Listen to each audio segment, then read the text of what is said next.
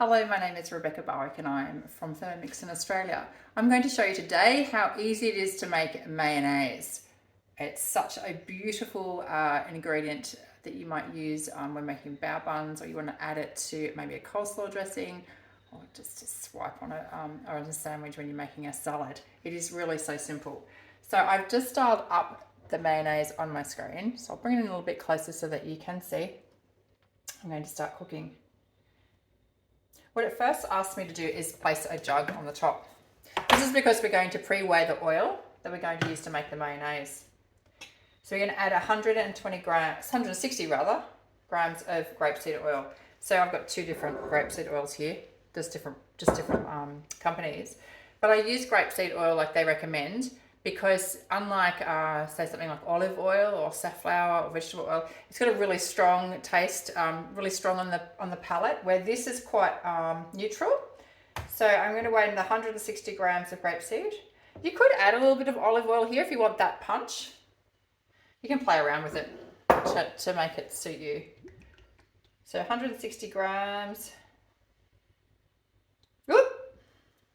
I might just add a little bit back in. So 160, pretty good. And next, so we're setting the jug aside. We're adding in an egg,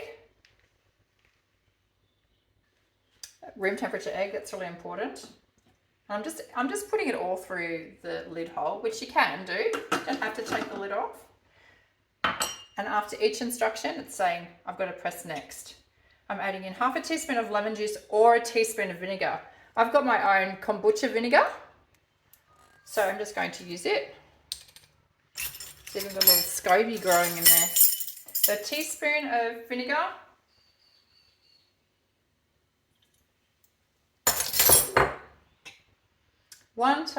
So half to 1 teaspoon of mustard. I love mustard, and you can change this up at this point.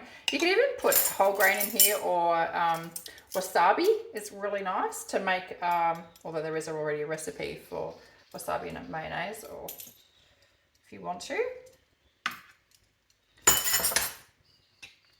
Pinch of black pepper, and then about half a teaspoon of salt, I think. Quarter of a teaspoon of salt. Okay, so you'll notice in this particular recipe, the only thing we've weighed has been the oil. The rest has been our little teaspoon measures, which is fine. Okay, now this is where the magic happens. Insert the measuring cup. That's really important. And then as we turn on the Thermomix speed dial selector to speed number 4, we're going to add the oil on the top. And it explains that down the bottom. It seems a bit weird if you've never done this before, but we're going to now pour it in over the lid, not into the measuring cup, but actually onto the lid.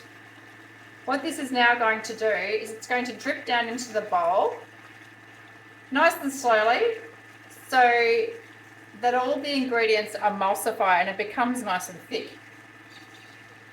I'm going to put that all on there. It gives you about a minute and a half or something to do this.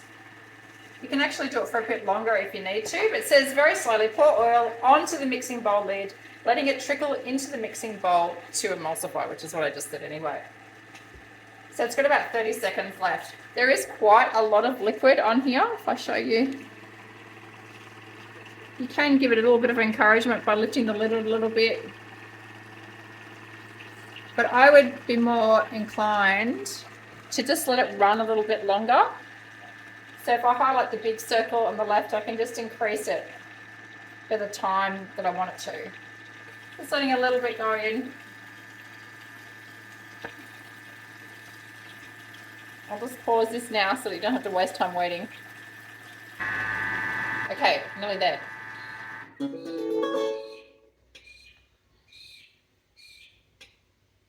Serve as desired or transfer into a sealable jar.